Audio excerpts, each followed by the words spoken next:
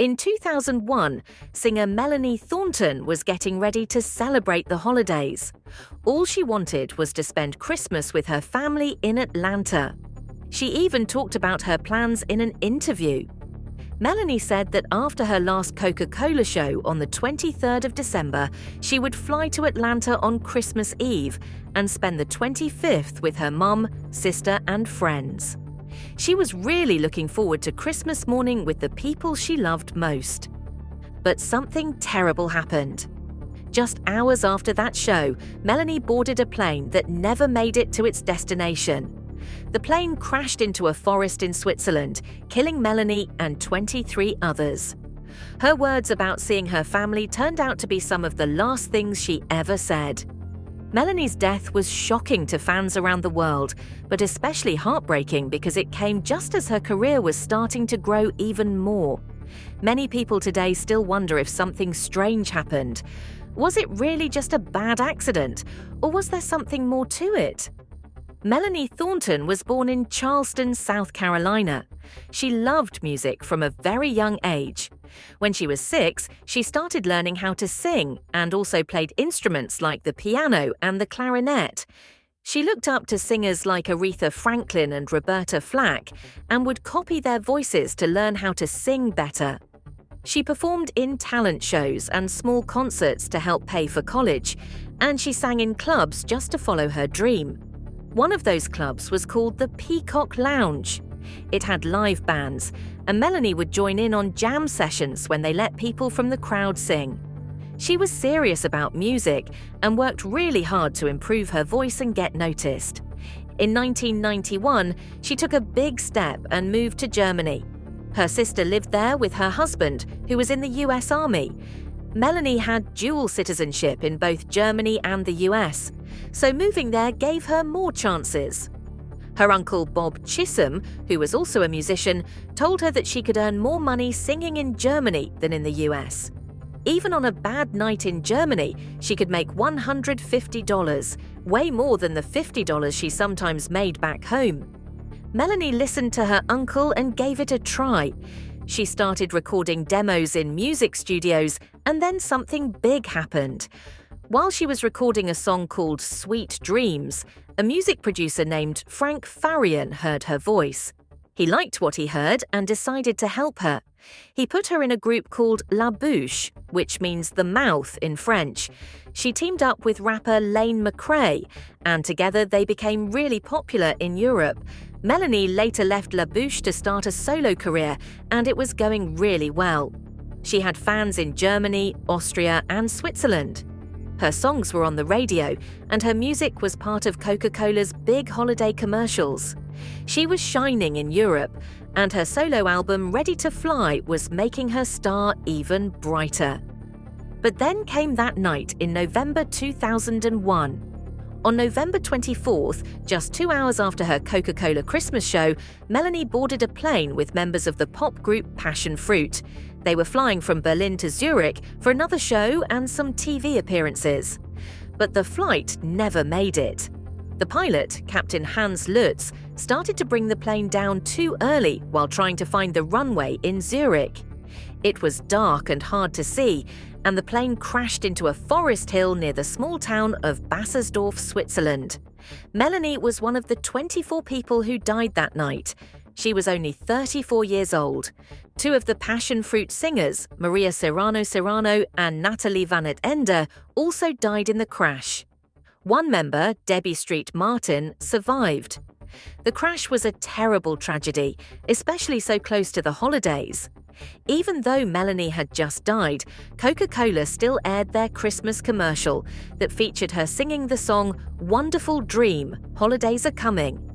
The commercial continued to play in Germany every holiday season after that.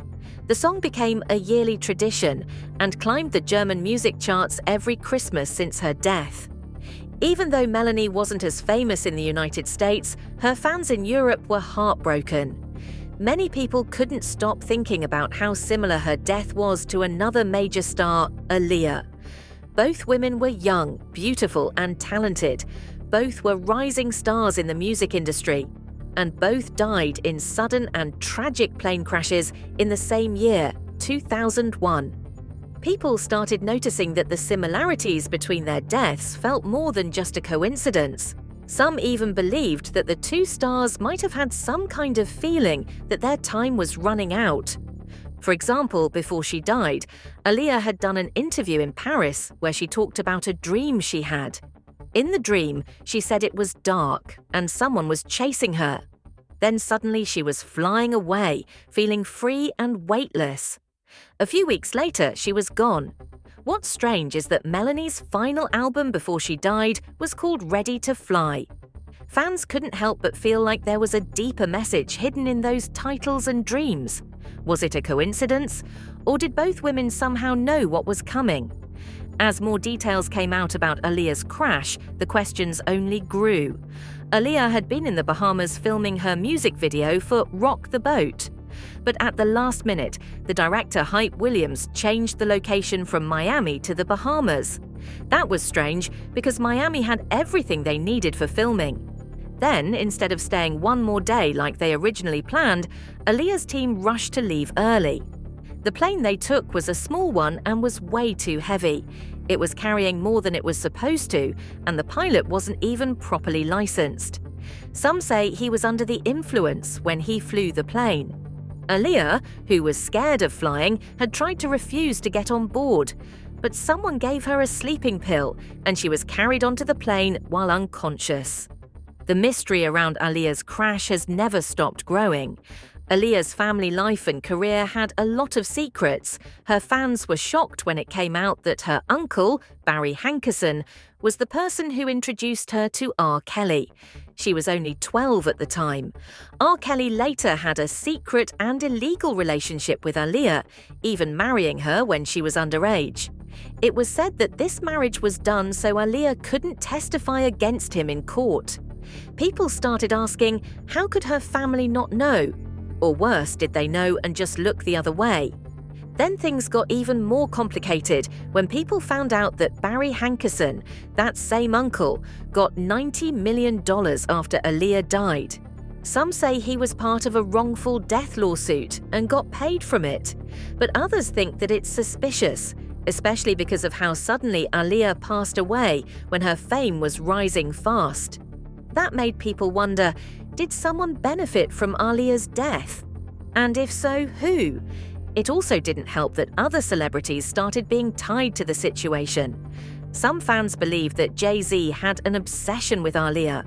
Rumors spread that when she didn't choose him, he may have wanted her out of the picture so Beyoncé could rise to the top. At the time of Aaliyah's death, Beyoncé's solo career hadn't taken off yet. Her song from the Austin Powers movie hadn't done well, and people were starting to doubt if she could make it without Destiny's Child. Then suddenly, Aaliyah was gone, and Beyoncé's star began to rise. That timing made some fans feel like things didn't add up. Now that these strange and dark stories are being uncovered about Aaliyah's death, it's causing people to take a second look at Melanie Thornton's story too. Melanie was working with big names. After going solo, she signed with Sony's Epic Records, one of the major labels. That deal could have taken her international, maybe even to the US spotlight. And we know what sometimes happens to stars who shine too brightly or don't play by the industry's secret rules. Fans are starting to ask, what plans did Melanie have before she died? Who was she working with behind the scenes? Was someone trying to stop her from becoming something even bigger? Or was it just a terrible coincidence that she died in a plane crash the same year as Aaliyah, under suspicious conditions? There's one more detail that makes this even more chilling. Some people claim that before she left for her final trip, Melanie gave an interview where she said, "Tomorrow is not promised." That haunting message makes people wonder, did she know something was going to happen? And here's the biggest question of all. What if Melanie Thornton's death wasn't an accident at all? Stay tuned for more update.